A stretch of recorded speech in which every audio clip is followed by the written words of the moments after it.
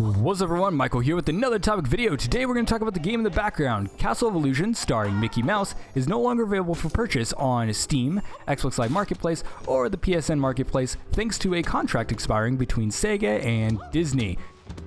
Now, this isn't the first time that this has happened, but obviously I'll cover why I actually think it's important in a little bit. But first things first, I want to talk about the game in the background real quick, because not everyone knows what it is. Essentially, it's a remake of the original Castle of Illusion starring Mickey Mouse, which was actually a fantastic game.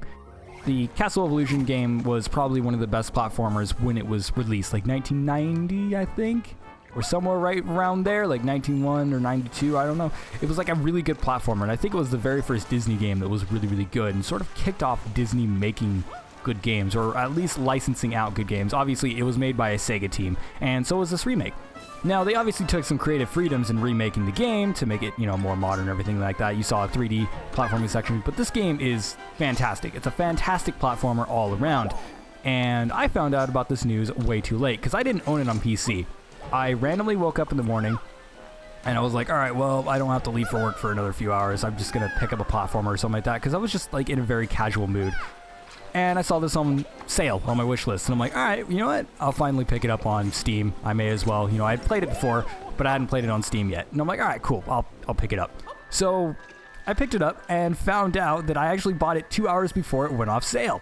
And so it ended its sale, or whatever. It can no longer be purchased after September 2nd, 2016, which, yes, I know that was a few days ago since this video released, but hey, I was late on it, and I apologize for that. But the interesting thing about this is that this isn't the first game that's gone off on Steam, but I have a feeling this might actually never come back, which is kind of a frustrating thing, and there's a few questions to kind of ask about it as well, like, why did Sega only contract the game for 3 years, as in the game went on sale originally in 2013, and now it's 2016, and they just removed it off the store, so they only signed a contract for 3 years, and I obviously have some thoughts about this. But anyways, so why is the game unavailable? Well, basically, Sega owns the rights to Castle of Illusion. So they own the game. They literally own the game. They have every single right to do whatever they want with the IP. However, they don't own Mickey Mouse. Therefore, they actually have to have the rights to Mickey Mouse to actually sell the game. Now, obviously, they can do some other roundabout things, like they could remove Mickey Mouse from the game. Since they own the title, they can be like, oh yeah, well, we'll just replace him with Sonic or something like that. And they could easily do that. That is something not outside of the realm of their legal wheelhouse. But they could, they kind of have to have Mickey Mouse in it because it's kind of designed around the idea of Mickey Mouse. So that would be kind of weird. So what happens is, basically, Sega will publish the game. And it's one of the few games out these days that Disney doesn't actually self-publish.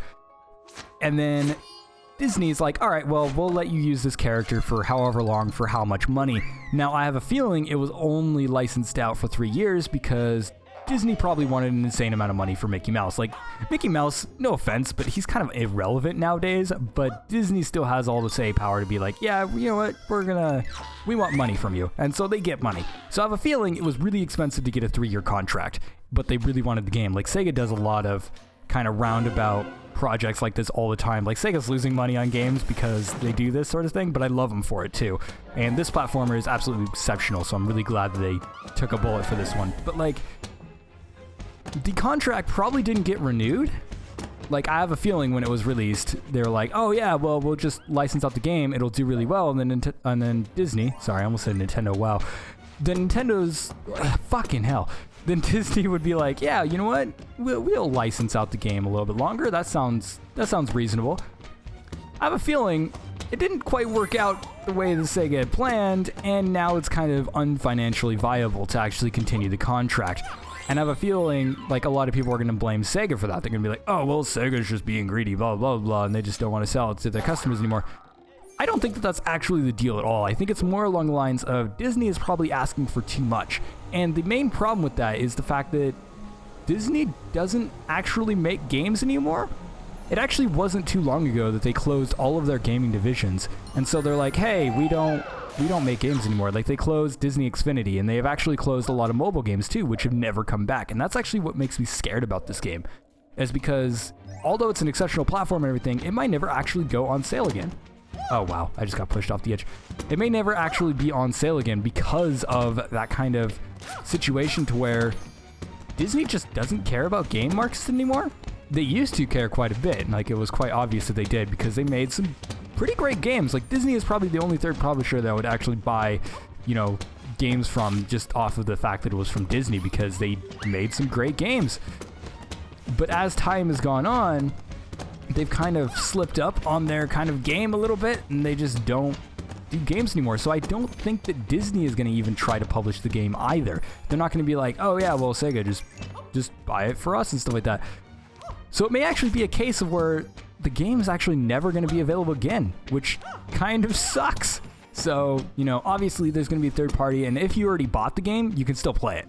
Like I'm playing it now. You can actually uninstall it, reinstall it, whatever. Like Sega still has the right to let people have the game. Like they actually own the game. But Disney just isn't allowing it to be sold. So, yeah, that's kind of me on this topic, I guess.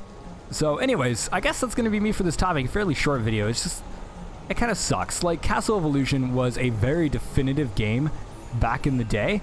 It was one of those platformers to where it was an incredible title and it was really, really cool to see it get remade, and I enjoy it a lot. I think it's an exceptional platformer.